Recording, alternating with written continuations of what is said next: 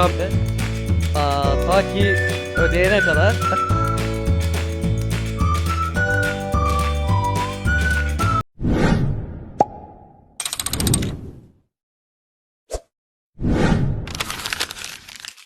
Evet dostlar, bugün arkadaşımla birlikte buluşup önce birkaç saat Uber yapacağız. Oradan kazandığımız parayla Melbourne'de bir Korean barbeküye gideceğiz. Bu açık büfe tarzı bir barbekü. Bakalım Uber'den ne kadar kazanacağız bu 4-5 saatte ve kazancımızın sonunda ne kadarlık bir ödeme yapacağız Korean barbeküye. Tabii hep beraber deneyimleyelim. Şimdi arkadaş beni almaya geliyor, Eren. Onun arabasıyla yapacağız. Birimiz kullanacak, birimiz paket atacak. Özellikle kapalı havayı seçtik. Birazdan yağmur başlayacak çünkü kapalı havada yağmur yağınca genelde insanlar evde oturduğu için genelde dışarıdan yemek söylüyor. Çok dışarı çıkmak istemiyor. O yüzden biz de şu an çıkmayı tercih ettik. Saat şu an cumartesi, öğleden sonra 3. Şimdi başlayacağız. Ortalama büyük ihtimalle saat 7'ye kadar toplamda 4 saat Uber yapacağız. Size de zaten aşama aşama göstereceğim. Saat başı ne kadar kazandık ve toplamda ne kadar kazandık onu da göstereceğim. Kardeşim geldi şimdi. Kardeş, nerelerdesin sen ya? Ha? Allah Allah. Kalk, ben kullanacağım, sen paket atacaksın. Hadi bakalım. Şimdi arabaya bindik. Şu müziği kıs ya kardeş. Kıstım. Uygulama bu şekilde. Buradan go yapıyorum. Şimdi paket bekleyeceğiz. Paket geldikten sonra kabul edeceğiz. Bu sırada biraz da Eren'le sohbet edelim. Eren, ne yapıyorsun kardeş? Biraz kendini tanıt bakalım insan. Vallahi ne yapalım? Buraya 3,5 sene önce falan geldim. Çok, dünden yani 2 gündür bu abi.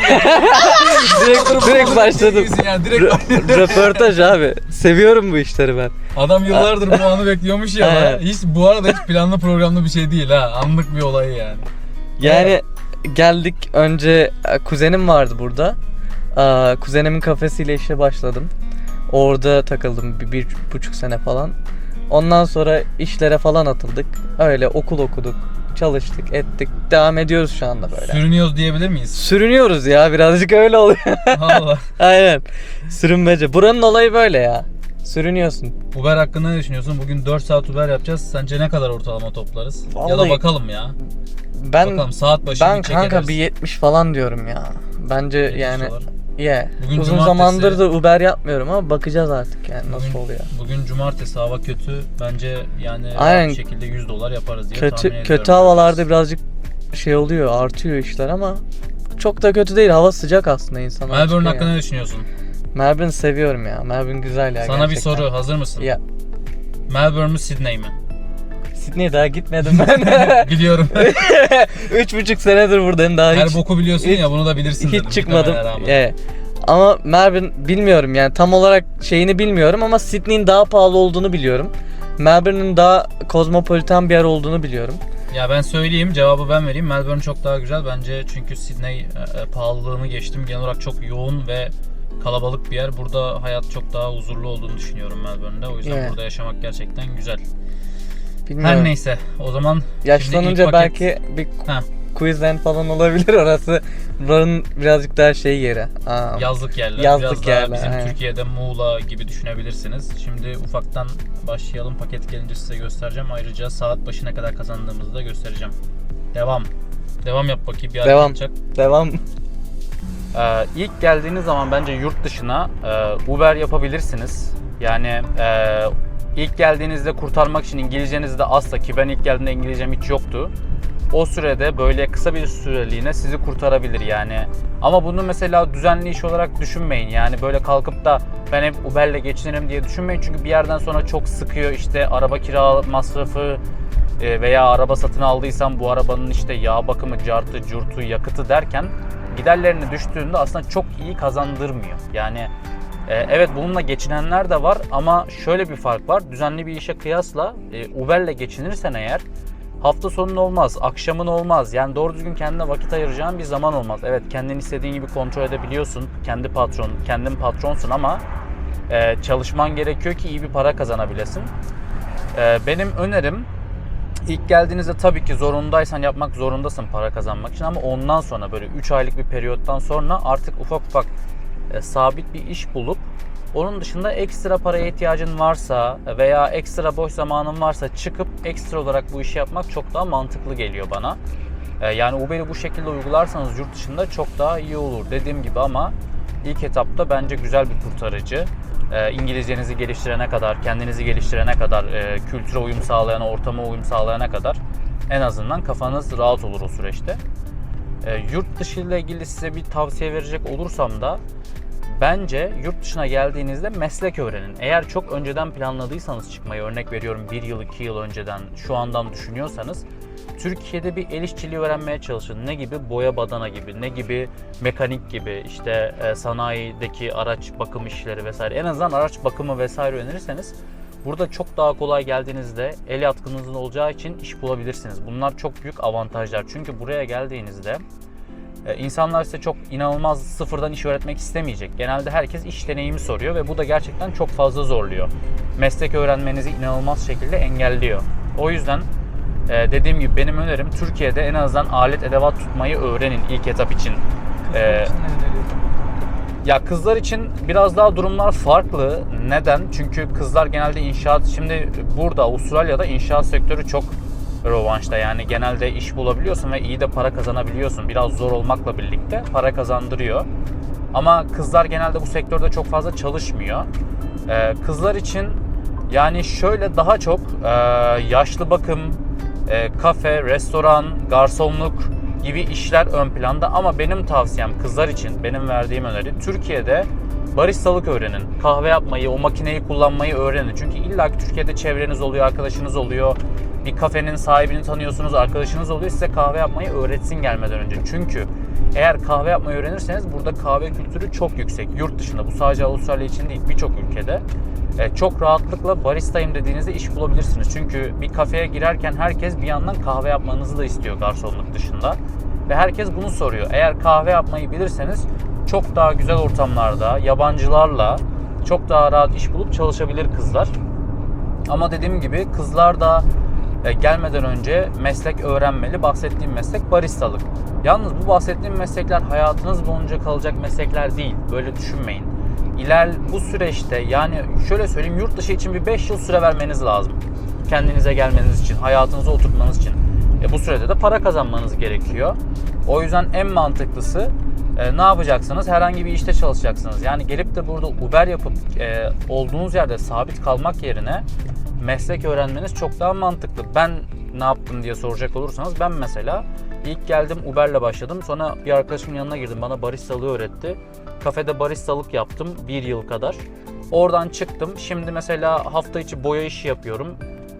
Hafta sonu da maçlara atanıyorum ve futbol hakemliği yapıyorum Avustralya'da. Şu anda da durumum iyi ve yarın bir gün eğer PR veya vatandaşlık alırsam tabii ki de kendi mesleğime geçeceğim. Ben liman işlerinde çalışıyorum genelde. Liman işi yapmak istiyorum ama bunlar için biraz daha erken. Oturum olmadan ne yazık ki bunlar olmuyor. Dediğim gibi bu süreç aslında 3-4 yıllık bir süreç. Kendi mesleğinizi yapana kadar, hayalinizi kurduğunuz şeyi gerçekleştirene kadar 4-5 yıl bir şeyler yapmak istiyorsanız bu söylediklerimi yapmanız lazım. Ayrıca bunların hepsi burada bir altın bilezik. Olur da diyelim ki ileride bir şey oldu ve nasıl söyleyeyim işsiz kaldınız. Eğer meslek bilirseniz çok fazla işsiz kalmazsınız. Ama Uber yaparak, sadece garsonluk yaparak işsiz kalma olasılığınız her zaman var. Çünkü orada sadece bir eleman eksikse işe girebilirsiniz. Bir artınız olmaz. Ama işte baristalık öğrenirseniz, farklı meslekler öğrenirseniz o mesleği bildiğiniz için eleman ihtiyacı olan bir yere başvurduğunuzda ilk önce sizi alacaktır. Niye? Çünkü meslek biliyorsun. Bu işin triği budur. Ayrıca şunu da önermek istiyorum. İş bakarken kendiniz için çok fazla online sadece CV yollayarak uğraşmayın. Gidin yüz yüze görüşün. Her zaman çok daha etkilidir. Yüz yüze temas. Gidin yüz yüze görüşün. İngilizceniz az da olsa, kötü de olsa özgüvenli olun ve gidin yüz yüze görüşün. Bu her zaman etkili olmuştur bence iş bulma konusunda. Yani önerilerim bu şekilde yurt dışı ile ilgili. Öyle devam.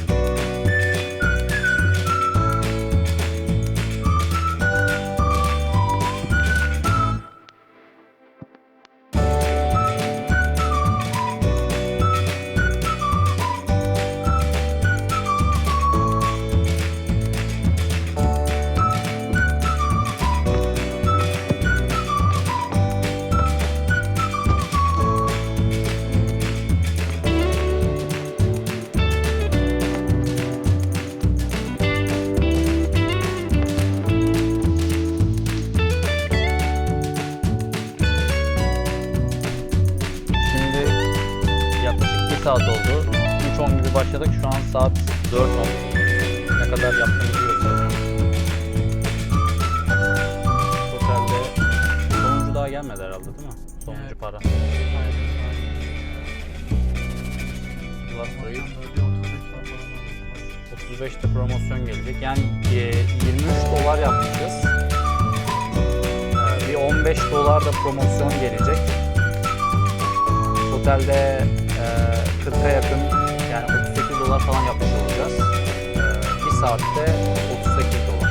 Öyle düşünebilirsiniz şu an. Bir saatte 38 dolar. Yeni paketle gidiyoruz. Bir saat sonra tekrardan çekeriz. Şu an otelde 2 saat oldu. Yani 1 saat daha yaptık daha deminkine göre. Otelde başladığımızdan beri 2 saat oldu. Ne kadar yapmışız bakalım. En son 12 dolar kazanmışız. Toplamda 2 saatte 51 dolar kazanmışız. Yani ortalama 25-26 dolara denk gelmiş saatlik. Şu anda bu şekilde. Bakalım, devam ediyoruz. Saat şu an 6:23. Şöyle göstereyim. Normalde bir saat kaçta başladık? 3:10'da başladık. 4:10, 5:10, 6:10. Totalde 3 saat 10 dakika olmuş. 3 saat 10 dakikada totalde ne yaptık? 100 dolar para yaptık. Zaten hedefimize ulaştığımız için devam etmeyeceğiz ama ortalama bir hesaplarsınız işte. Totalde 100 dolar. 3 saatte 100 dolar işte. İyi. İyi, bence de iyi. 35 dolar falan geliyor. İyi, 35 dolara geliyor. Gayet iyi. Yine paket geldi ama biz bunu almayacağız çünkü artık dönmemiz lazım yavaş Biz yavaş. bu işlere artık doyduğumuz Aynen. için biz barbeküye Bizden gidiyoruz bu artık. kadar. Aynen. Şimdi yemeğe devam ediyoruz. When your heart is racing at the speed of light, and you feel like you got nowhere else to go. No, I hold you till the sun comes in the morning light. Yeah, I'll keep you safe, I'll never let you go. I'll never let you go. I'll never let you go. I'll never let you go.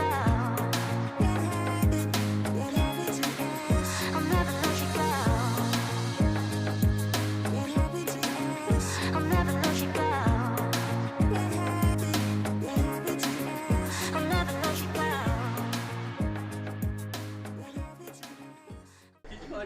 Ne yapıyorsun ya? İyi abi, sen ne yapıyorsun? YouTuber Gel. man. Hoş geldin. Hoş bulduk. Şimdi restorana geldik Korean Barbecue için. Adı ne Sizi buranın? SSAM Korean Barbecue. Lokasyon olarak suburb neredeydi? Carnegie. Carnegie'deyiz. Carnegie. Melbourne Bu Carnegie. kadar uzak olmasına gerek yok. Brunswick'ten geldim. 2 saattir park yeri arıyorum. Emir benim buradaki arkadaşlarımdan bir tanesi. Genelde bizim kadro bu şekilde zaten. Size ufak ufak videolarda gösteriyorum. Biraz kendinden bahset Emir. Sen nasıl geldin? Ne zaman oldu? Ne kadar yıl oldu oldu. geleli? 3 yıl oldu. Öğrenci vizesiyle geldim. Hala öğrenci vizesindeyim. Öğrenci vizesiyle gelmeyin. Onun dışında hayat güzel burada. Türkiye'dekinden daha güzel bu arada. İşte arada bir Korean barbeküye gelebiliyoruz. Türkiye'de Korean barbeküye gidemezsin abi. Haksız mıyım? Yo, gidersin. Nerede Niye gidiyorsun gidemeyeceksin? abi? Nerede gideceksin? Neden abi? İlk defa burada gitmedim mi Kore'ye? Tam burada gittim ama Tamam. Türkiye'de de giderim. Yok abi Türkiye'de. Yani 2 ay çalışırım belki gitmek için ama giderim yani.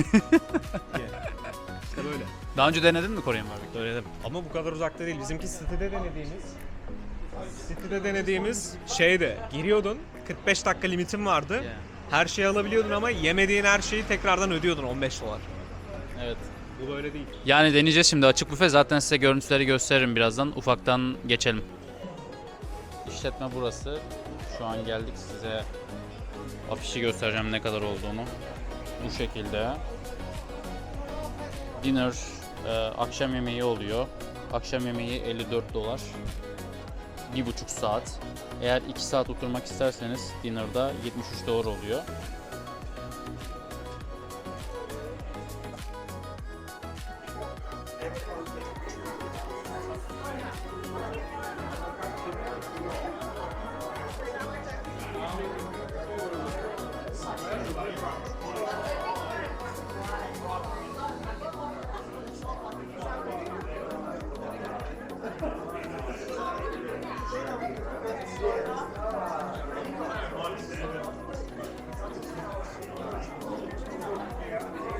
Bu şekilde açık büfeden istediğin tüm yemekleri seçebiliyorsun. Burada da sushi bölümü var. Aynı şekilde.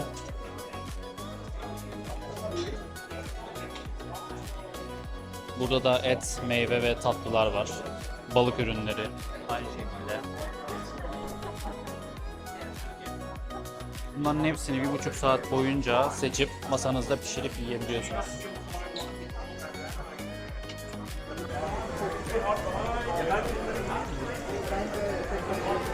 Bu şekilde tabakları dolduruyorsun. Eren göster abi bize. Wagyu'yu buldum, basıyorum abi. Bas abi. Parayı çıkarmamız lazım. Ne bulursan koy.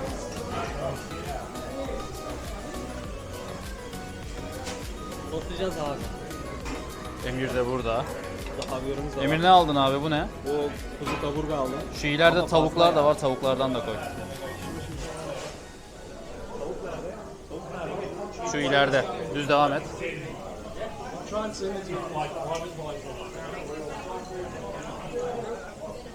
Bak burada chicken'lar var. Baldan aldı Güzel oluyor bak, bu chicken çok güzel oluyor. En son ben etleri çekeyim.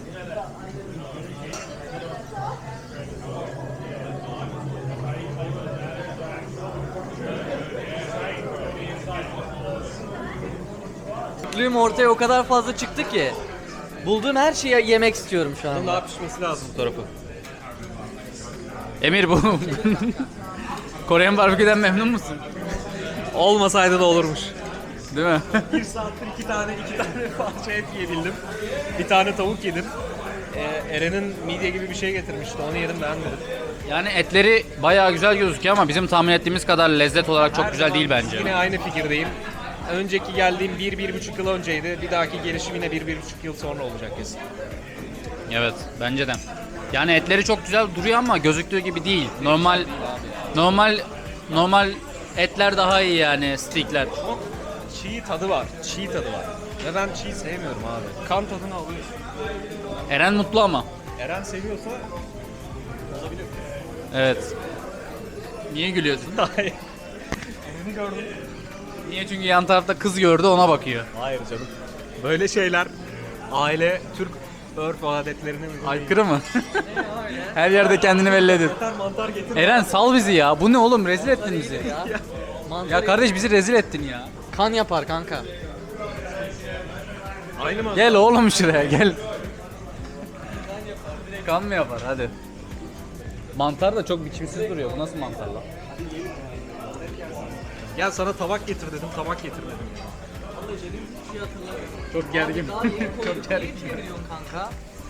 Hadi dokunma, ben halledeceğim. Bırak yapışsın bu buraya. Teşekkür ederiz Eren. Bir şeyleri biz yapıyoruz. Ne yapalım biz ya? Biz buraya yemeğe geldik.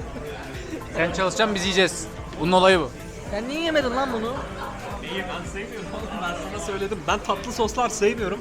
Bana ananas közlemişsin abi. Sabahtandır diyorum ki barbekü sevmiyorum.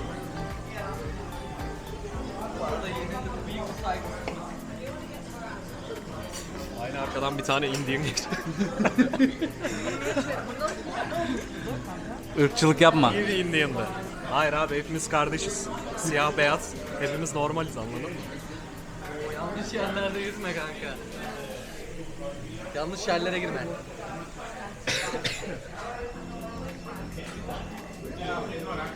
Üniversiteden ne mezun oldun Emir? Üniversite Eskişehir'den mimarlıktan mezunum. Şu an ne yapıyorsun?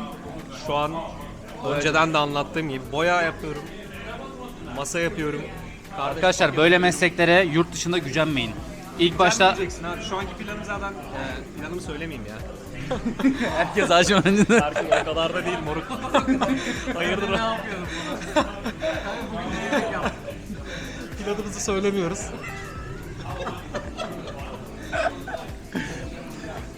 Dostlar yurt dışına çıktığınızda çok fazla mesleğin... Yapabileceğiniz her şeyi yapın abi. Ya para yapabileceğiniz her şeyi yapın, doğru söylüyor. 3-4 yıl Allah ne verdiyse girişin. Ne meslek yaptığınız, ne yaptığınız çok önemli değil. Çünkü bir düzen oturtuyorsunuz sıfırdan ve bu kolay bir şey değil. Hiç kimse için, herkes için zor. O yüzden sadece meslek öğrenmeye bakın. Bir tane yedekte mesleğiniz olsun. Para yapın. Paranızı cebinize koyun.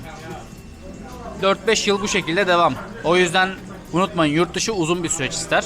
Ve bu sürece katlanırsanız başarılı olursunuz. Yoksa zor. Çünkü dönen çok fazla insan var çevremde gördüğüm. Değil mi? Aynen. Ne yiyorsun? Bu fena değil. Ne o? Ben bunu ne zaman yemiştim biliyor musun? Biz Christmas'ta benim arkadaşın İtalyan ailesi gelmişti. Hayatımda yediğim en güzel makarnayı yapmıştı kadın. Şu midye ile beraber. Ona benziyor. Eren ne yapıyorsun abi? Tereyağı sürüyoruz. Aşçı ya. Aşçı ya. Şef ya. Ye. Mantolamasını yapıyorum abi bunların. Eren çok şova kaçıyorsun gibi geldi. Yüzünü mühürledim arkadaşlar. Şimdi mantolamaya geçtim. Tereyağı banyosu yaptıracağız. Pek banyo burada olmuyor ama ondan sonra etlerimizi medium well bir şekilde servis edeceğiz. Bu birazcık medium well geçti arkadaşlar. İyi de daha demin yediğimiz etler çiğdi ve tuzsuzdu. Eren, peki favori şefin kim? Somer şef mi, Danilo mu? Danilo abicim ha. Estağfurullah. Bu tuzun içinde şeker var bu arada. Tuz olduğundan da emin değilim. Millet alıyordu ve tuza benziyor. Sen antivirüs falan mı oldun? Ne oldun acaba? Antivirüs mü? He. Ne alakalı? Hantavirüs. Ant- Yeni belirtiler. Yeni Antivirüs ne diyecektim anasını satayım.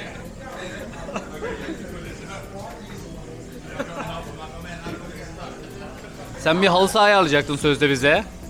Halı sahayı ayarlayacağım. Sadece uygun zamanı bekliyorum kendim için. Yaklaşık 6 ay falan oldu bu arada. Yok ya 2 ay önce ayarlayacaktım, kimse uygun değildi. Ya herkes o kadar yoğun ki, o kadar çok çalışıyor ki aynı güne, yani burada halı saha çok zor iş. Biz hiç yapamadık şimdiye kadar. 3 yıl oldu herhalde biz geleli. 2,5-3 yıl oldu. Yeah. Çünkü 12 kişiyi veya 7'şerden 14 kişiyi aynı gün aynı saatte bir yere toplamak neredeyse imkansız, çünkü herkes çalışıyor. Ben buraya gelirken uçağın en arkasında, adı neydi hatırlamıyorum, bir tane zenci yol boyu konuştu. Bana diyordu ki Yaser miydi adı, neydi, Kenyalı. Benim numaramı aldı, 2-3 kere halı saha yapacağız seni çağıracağım diye aradı açmadı. Yani Bu da böyle bir anımdı. boş yani. Eren sen de bir anı anlat. Dünkü anını anlatır mısın bize? Hangisiydi? Arabadaki anını. Abi gece 3'te eve dönüyorum. Kaza olmuş, adam refüje girmiş. Yani. He, o anı. Refüje Eren girmiş bu arada arkadaşlar. Yanlış anlaşılmasın. Yap.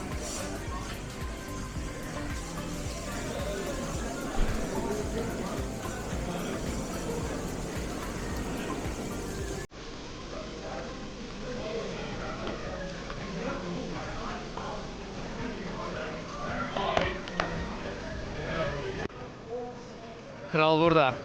Reis. Bomba ya. Bomba Eren. Bak. Abi 6-7 dakika zaten bir yüzü, her yüzü pişti mi bitiyor. 15 dakikaya sen al yaptın. Eren sen memnun kaldın bu işten ya. Abi ben çok mutluyum şu anda. Ben en sevdiğim şey ettir benim. Beni çekiyor musun şu anda? Benim en sevdiğim şey ettir ve şu an et yiyorum yani. Hani sabaha kadar koyun, ben devam ederim burada. Peki niye hiç yememiş gibi davranıyorsun hayatında? Ortam değişti şu anda. Arkadaşlar kusura bakmayın, bizim ekip biraz açgözlü. Vermiş olduğumuz rahatsızlıktan dolayı özür dileriz. Ye bakayım. Oh, afiyet. Aha para böyle yenir.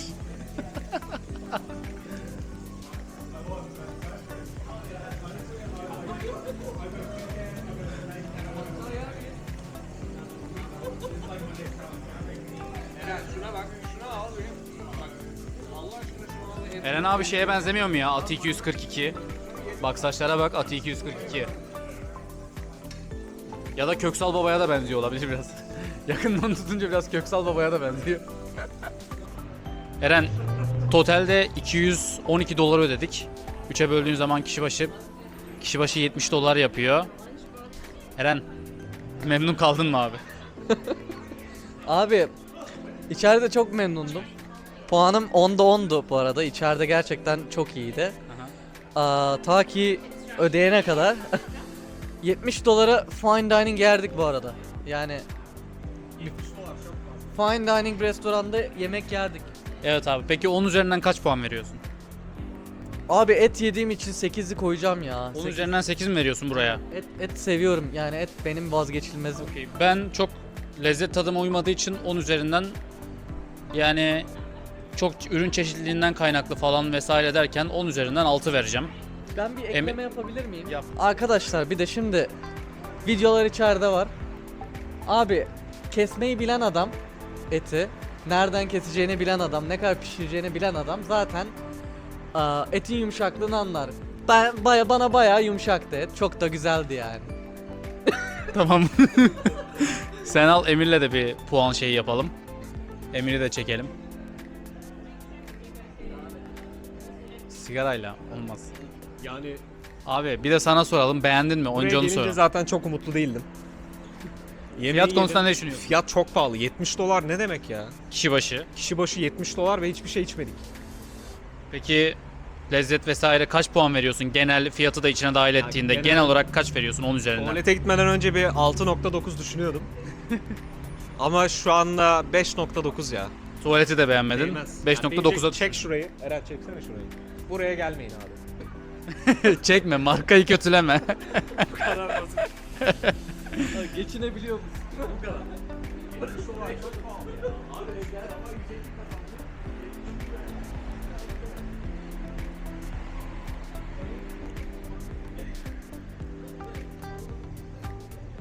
Buralar bugünlük bu kadar. Teşekkür ederiz. Kendinize iyi bakın. Hoşça kalın.